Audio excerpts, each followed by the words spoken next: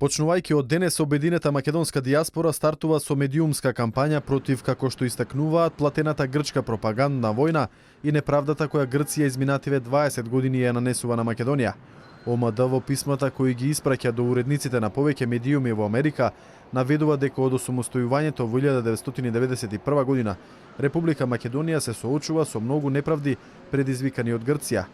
Дел од нив, како што наведуваат од ОМД, се економското ембарго, присилувањето на државата за прифаќање на референцата поранешна Југословенска Република Македонија во Обединетите нации, како и смена на националното знаме, а во поново време и со блокада на македонската интеграција во НАТО и Европската Унија.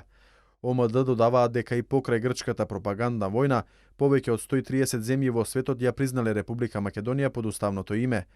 Во писмата македонската дијаспора посочува и дека сега Атина сака да диктира што да биде напишано во македонските учебници, но и како земјата да го нарекува својот јазик.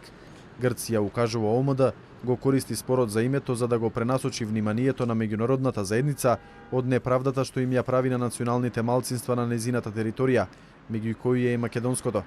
Македонија единствено бара од меѓународната заедница да покаже чувство на правичност и да го почитува нејзиното право на суверена држава и самоопределување.